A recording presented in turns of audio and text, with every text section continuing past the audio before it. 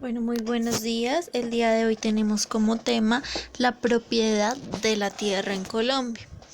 Entonces, por el dominio de la tierra se han presentado y se presentarán los más graves conflictos sociales en América. Nuestra historia ha estado enmarcada en el cuadro de la deposición territorial de las masas en beneficio de unos pocos. El conflicto comenzó desde que los invasores europeos empezaron a disponer del territorio de los indígenas y no terminará hasta que la tierra no sea apropiada por los que realmente la trabajan. Entonces, por ejemplo, aquí podemos ver en esta pequeña infografía que Colombia es el país más desigual en acceso a la tierra en América Latina, pues el 1% de las explotaciones agropecuarias más grandes concentran el 81% de la tierra, dejando solo el 19% de la tierra distribuida entre el 99% restante de las unidades productivas. Sí, solo un 26% de las unidades productivas están dirigidas por mujeres, menos de 5 hectáreas y menos acceso a maquinaria, crédito, asistencia y asistencia técnica. Entonces aquí podemos ver cómo está totalmente concentrada la tierra en nuestro país, ¿sí? Pues porque el 1% de la explotación agropecuaria más grande concentra el 81% de la tierra, ¿sí? Bueno, entonces continuando con el tema, desde la época precolombina la base de la economía era la agricultura, con un alto grado de desarrollo de las fuerzas productivas y con economía de subsistencia, realizado por altas culturas y confederaciones. Entonces digamos que la economía de subsistencia es cuando unos pequeños productores cultivan para ellos mismos, ¿sí? No es para vender, sino para subsistir. Por eso es economía de subsistencia. Al llegar los españoles, la población indígena fue obligada a trabajar para los invasores, a través de instituciones como la encomienda, la mita y el resguardo. Entonces, por ejemplo, aquí podemos ver unas imágenes de lo que se supondría que es ese momento colonial, en el cual pues las instituciones de la encomienda, la mita y el resguardo son las formas en las que son obligados a trabajar la población indígena y esclava en ese momento. En el primer periodo de capitulaciones y mercedes reales, siglo XVI, la tierra no fue tan importante para los recién llegados, como fue la explotación de la mano de obra indígena para el sistema de encomiendas. Por tanto, el valor de la tierra era bajo, por lo que contaban con mano de obra para cultivarla. La tierra se adquiría a través de cédulas y mercedes reales, por contratos entre la corona y un conquistador que adquiría poder sobre tierras. Las minas eran entregadas a perpetuidad a españoles y personajes importantes que venían a Hispanoamérica. En el segundo periodo de capitulación se dio el aumento de propietarios de tierras y creación de resguardos y ejidos, época de la colonia, siglo XVII. En 1594 una cédula real estableció que las tierras baldías o relengas debían adjudicarse mediante subasta pública a bajo costo para atraer colonos, dándoles más importancia a las subastas de baldíos. Entonces aquí podemos ver, por ejemplo, en la definición de baldío. Dice, aplicarse el terreno sin cultivar o no ocupado, vano, inútil, que no da resultado o no se aprovecha. Esfuerzo baldío, solar, lote en el que no se ha edificado o está libre. Entonces, por ejemplo, aquí podemos ver terreno urbano, rural, sin edificar o cultivar, que forman parte de los bienes del Estado. Entonces, un terreno baldío es un terreno que es del Estado, que no tiene dueño y que no, digamos que no genera beneficios ni produce nada para la sociedad. Entonces, es en 1594 cuando se establece que las tierras baldías se subastan y se adjudican al Estado, y digamos que en ese momento es cuando empiezan a desarrollar las subastas de estos terrenos para atraer colonos.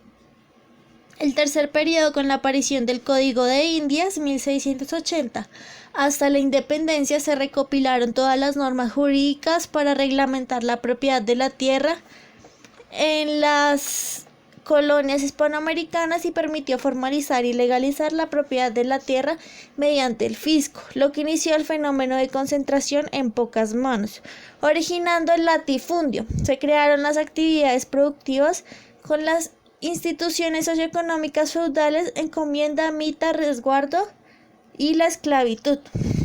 Entonces aquí podemos ver, por ejemplo, la división de los territorios según su tamaño. Entonces el latifundio sería explotación agraria de grandes dimensiones. En la imagen podemos ver un gran terreno cultivado con un mismo producto. Y el minifundio sería terreno de cultivo de reducida extensión y poca rentabilidad que permite exclusivamente una economía de subsistencia. Entonces lo que les estaba comentando ahorita.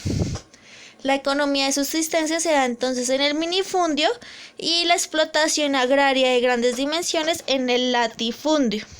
Entonces digamos que lo contradictorio de esto es que el latifundio tiene un solo dueño, en cambio los minifundios pues muchísimos más dueños, ¿sí? O sea, que grandes cantidades de tierra son propiedad de solamente una persona, en cambio pequeñas unidades de familias enteras. ¿Listo? Entonces,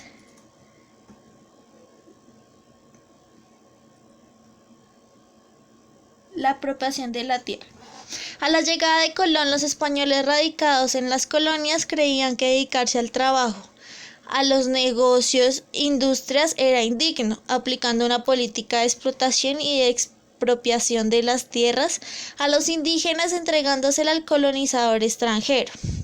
En 1851, con la reforma agraria, encaminados a suprimir resguardos, ejidos y los censos, que más tarde en 1861 Tomás Cipriano de Mosquera la culminó con la desamortización de bienes de manos muertas, tuición de cultos, expropiar a la iglesia, lo que favoreció a los terratenientes. Entonces en 1861 se desarrollaron, diferentes procesos de expropiación a tierras que eran propiedad de la iglesia y se adjudicaron a distintos terratenientes.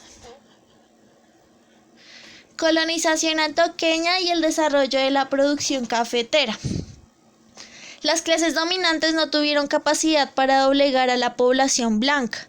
El desarrollo de la minería basada en el trabajo libre de los mazamorreros permitió la acumulación de capitales líquidos y extendió el comercio, lo cual hizo que la clase dominante adquiriera una forma distinta de la apropiación de la tierra.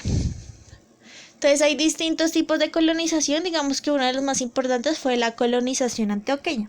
Entonces aquí podemos ver una imagen de unos típicos antioqueños, apropiándose de tierras, más que todo del eje cafetero.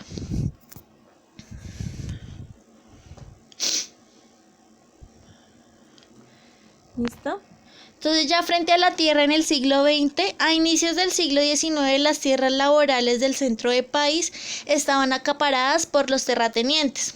La galopante inflación peso-dólar hizo aún más segura la inversión en tierras, a la clase burguesa terrateniente llevando al campesinado al estancamiento y a la miseria.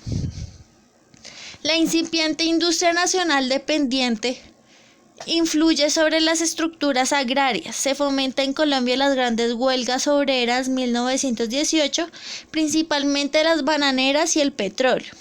Los movimientos se producen en contra de las políticas de explotación que los monopolios norteamericanos, quienes están apoyados por la corrupta oligarquía colombiana, con motivo de la indemnización recibida por el gobierno de Colombia por los Estados Unidos por el robo a Panamá, se inició en 1923-1924 un acelerado proceso de construcción de obras públicas, el cual motivó la migración campesina a las nuevas fuentes laborales. Los precios agrícolas se elevaron y los conflictos de tierra se centraron porque los terratenientes querían conservar para su explotación a los trabajadores con un máximo rendimiento.